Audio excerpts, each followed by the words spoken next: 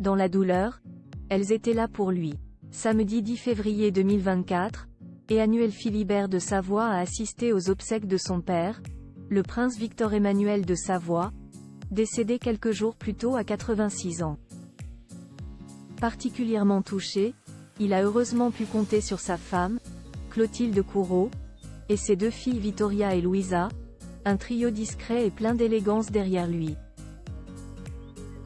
La suite après la publicité. La journée a été difficile pour toute la famille, rassemblée pour assister aux obsèques du prince Victor-Emmanuel de Savoie, décédé à 86 ans le 3 février dernier, et Emmanuel Philibert de Savoie, sa femme Clotilde Courreau et leurs deux filles Vittoria, 20 ans, et Louisa, 17 ans, avaient le visage fermé, ce samedi, en arrivant à la basilique de Turin.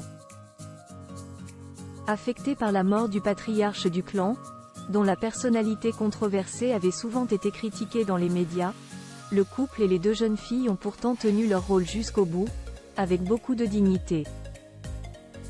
Il faut dire que Vittoria et Louisa, très proches de leur grand-père et qui assistaient pour la première fois à une cérémonie de cette importance, avaient un modèle sur lequel s'appuyer, leur mère Clotilde Courreau, particulièrement élégante dans son manteau gris foncé, et qui a joué un rôle central.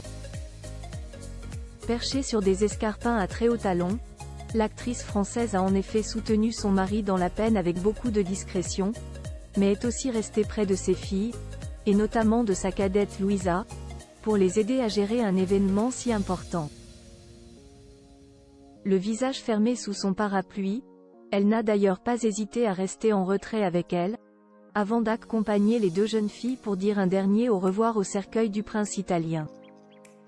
Vittoria et Louisa, touchées, véritable sosie de sa maman, Vittoria, qui accompagne désormais de plus en plus son père dans ses fonctions officielles, avait choisi le même manteau gris et long, pour couvrir, elle aussi, un pantalon noir et des escarpins.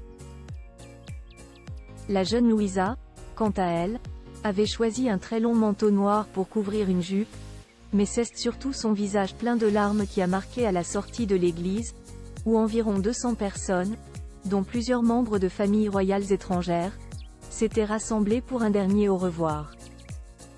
La famille a ensuite assisté à l'inhumation privée du cercueil à quelques kilomètres de Turin, où la majorité des membres de la branche de Savoie sont enterrés.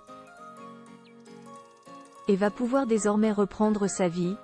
Vittoria, comme Clotilde Courreau, vit à Paris, Louisa est pensionnaire à Oxford et Emmanuel Philibert de Savoie vit entre Monaco, Los Angeles et Paris pour gérer toutes ses affaires. La suite après la publicité. La suite après la publicité.